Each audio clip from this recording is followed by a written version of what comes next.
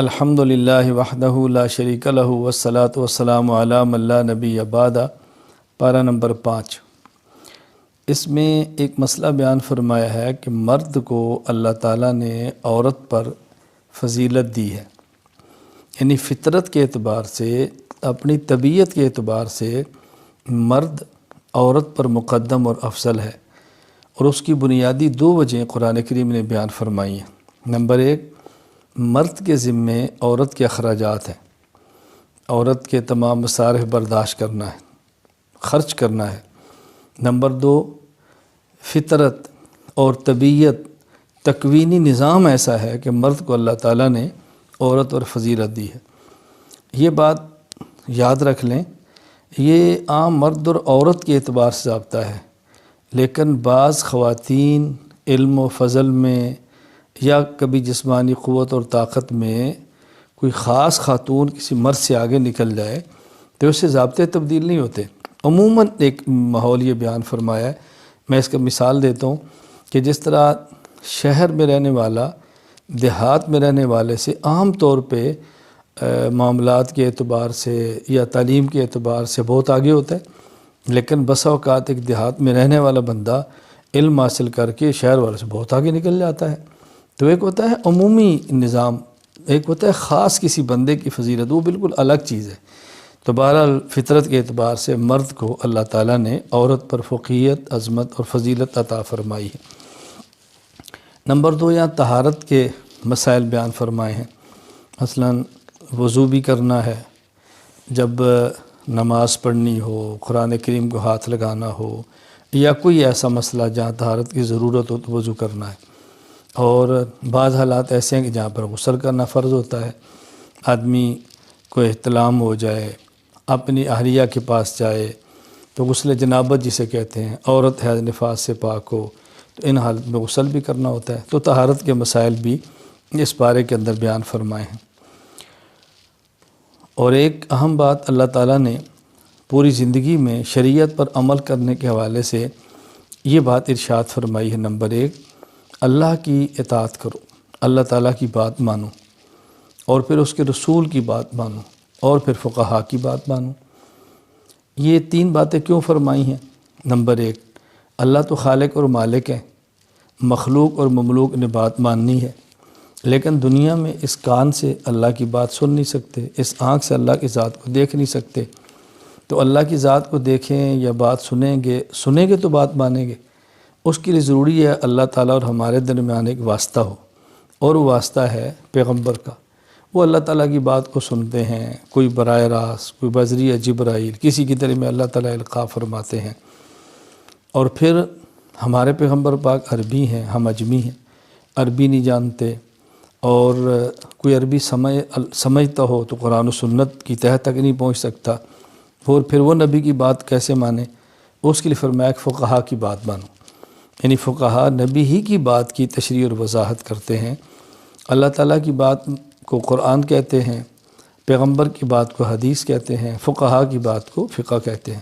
تو گویا اللہ تعالیٰ نے یہاں قرآن کریم، حدیث مبارک اور فقہ، اللہ تعالیٰ، مصطفیٰ اور فقہا تینوں کو ماننے کا حکم دیا ہے۔ پھر اللہ تعالیٰ نے ایک اور مسئلہ ہم بیان فرمایا کہ سورۃ الفاتحہ میں یہ بات فرمائی کہ مجھ سے دعا مانگو، اہدنا الصراط المستقیم، اے اللہ ہم کو صراط مستقیم پر چلا۔ صراط مستقیم کیا ہے؟ صراط الذین انعمت علیہم، یعنی جن پر آپ نے انعام فرمایا ان کے راستے پر چلا۔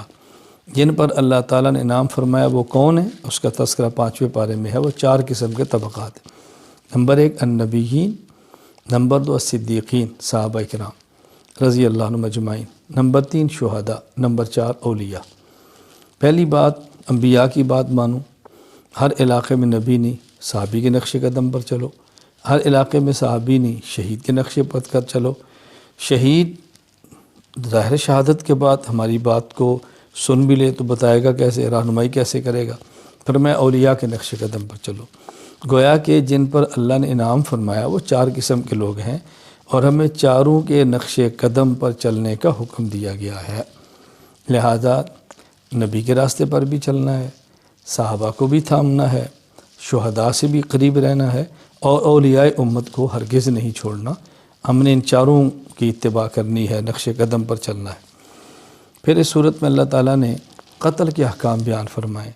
کوئی جان بوجھ کے قتل کرے تو اس کی سزا کیا ہے، بھول سے قتل ہو جائے، چوک ہو جائے، قتل خطا، تو اس کی سزا کیا ہے، قتل عمد، قتل خطا، دیت کب ہوتی ہے، فدیہ کتنا ہوتا ہے۔ تو یہ احکام اللہ تعالیٰ نے 5ویں پارے کے اندر بیان فرمائے۔ پھر اس پارے میں اللہ تعالیٰ نے عام نمازوں کا ذکر تو فرمایا کہ نماز پڑھنی ہے تو طہارت کرو، نماز کا ارادہ ہو تو خود پاک کرو، اور بطور خاص 2 نمازوں کا ذکر فرمایا۔ ایک نماز ہے صلاۃ الخوف، جب میدان جنگ میں ہوں، خوف سوار ہو، یعنی سارے نماز پڑھتے ہیں، دشمن یک بار حملہ نہ کر دے، تو وہاں کیسے نماز پڑھنی، اسے کہتے ہیں صلاۃ الخوف۔ اور پھر نمازوں میں سے بطور خاص والصلاۃ الوسطیٰ، عصر کی نماز کا ذکر فرمایا، کیونکہ یہ کاروبار کا وقت ہے، مشغولیت کا وقت ہے۔ عموماً اس وقت میں ذرا مسجد کی طرف جانا ایک تاجر کے لیے مشکل ہو جاتا ہے، تو یہاں پر بطور خاص عصر کی نماز کا ذکر بھی فرمایا۔ اور اللہ تعالیٰ نے پھر منافقین کی حالت بیان فرمائی ہے کہ منافقین نہ ادھر کے ہوتے ہیں نہ ادھر کے ہوتے ہیں، درمیانے بیچارے پھنسے پڑے ہوتے ہیں، کہیں دین میں فائدہ دیکھا تو ادھر لپک گئے، کہیں دنیا دار میں فائدہ دیکھا تو ادھر چلے گئے، اللہ کے نبی کی بات ماننے میں دنیا کی غرض دیکھی تو وہاں دوڑ گئے، اور جب وہاں دنیا کا نقصان نظر آیا تو ان کو چھوڑ گئے۔ یہ منافقین کی حالت ہے، مذبذبین بین ذالک لا الہ الا ولا الہ الا۔ تو ہمیں ایسا نہیں ہونا چاہیے، مسلمان کو پکا ایک موقع پر رہنا چاہیے۔ نفع نقصان کا مالک اللہ ہے، دنیا میں کبھی بظاہر نفع بھی ہوتا ہے، کبھی بظاہر نقصان بھی ہوتا ہے، اصل نفع نقصان آخرت کا ہے۔ اور سب سے آخر میں 5ویں پارے میں اللہ تعالیٰ نے ایک بہت پیاری بات ارشاد فرمائی، ما یفعل اللہ بعذابکم ان شکرتم وآمنتم۔